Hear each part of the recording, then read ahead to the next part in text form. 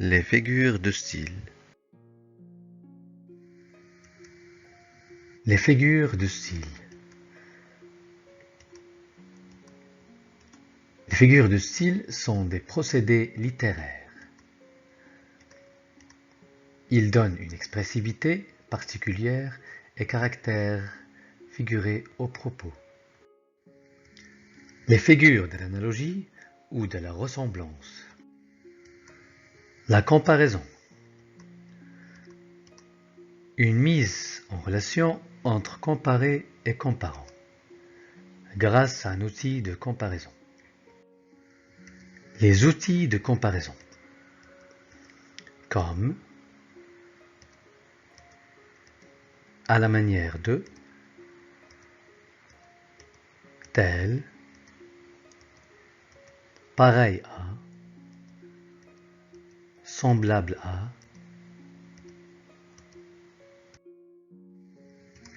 Exemple. Ils se ressemblent comme deux gouttes d'eau. Il est semblable à son père. La métaphore assimile deux éléments distincts, sans moyen de liaison. Exemple. La vie est un voyage plein d'aventures. Ma jeunesse ne fut qu'un ténébreux orage. Après, on a la personnification. Attribue à quelque chose, objet ou animal, des caractéristiques humaines. Exemple. Les feuilles criaient sous nos pieds. La cigale, ayant chanté tout l'été, se trouva fort dépourvue quand la bise fut venue. L'allégorie associe une idée abstraite à une forme concrète et symbolique. Exemple. Sablier. L'allégorie du temps.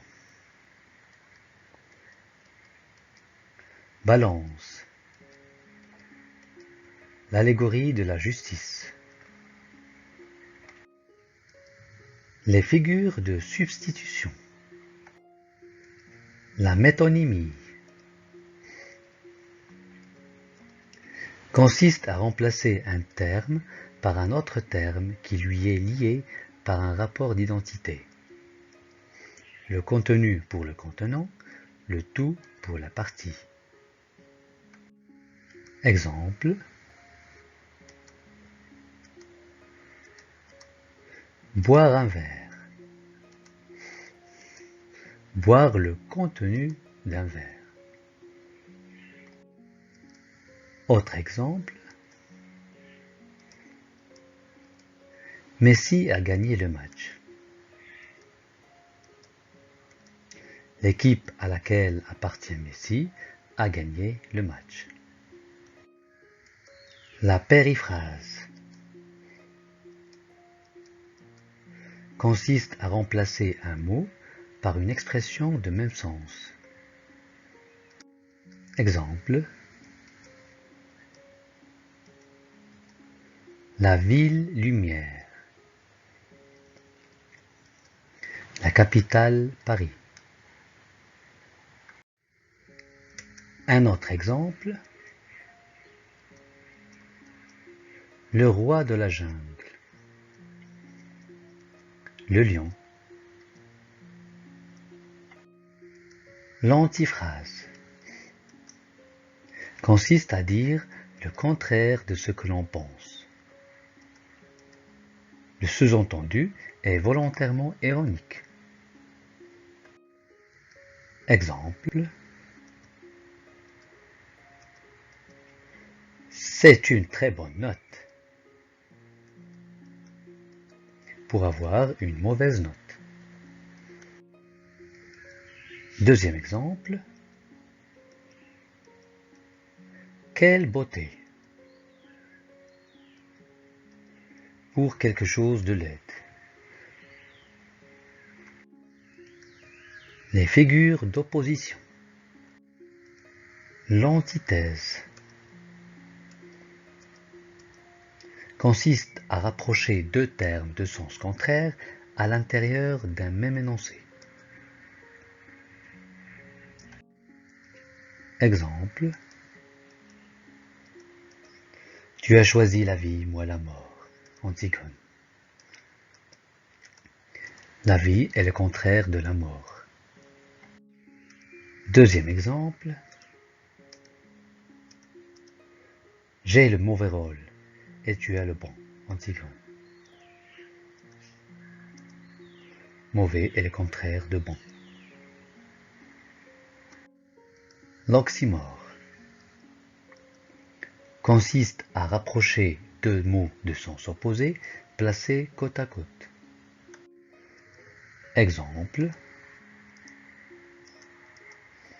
Une obscure clarté. Obscur est le contraire de clarté. Deuxième exemple. Un mort vivant. Mort est contraire de vivant. Les figures d'insistance ou d'atténuation. L'anaphore. Répétition d'un mot en début de proposition, de phrase ou de verbe. Exemple. Surtout ne dites rien. Surtout ne bougez pas. Surtout regardez-moi. Le mot qui se répète est surtout. La gradation ou l'accumulation consiste à disposer plusieurs mots ou expressions selon une progression de sens croissante ou décroissante. Exemple. L'homme semblait grand, immense, gigantesque. Gradation croissante. Un autre exemple.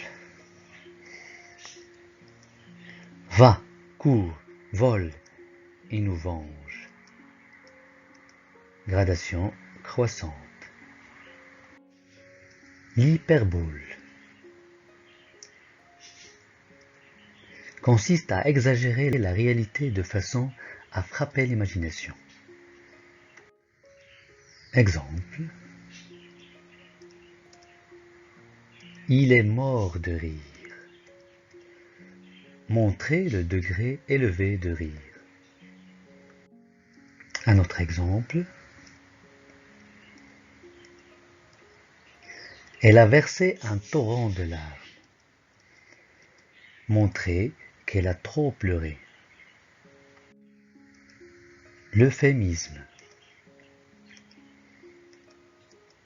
consiste à employer à la place d'un mot jugé brutal un autre mot au sens atténué.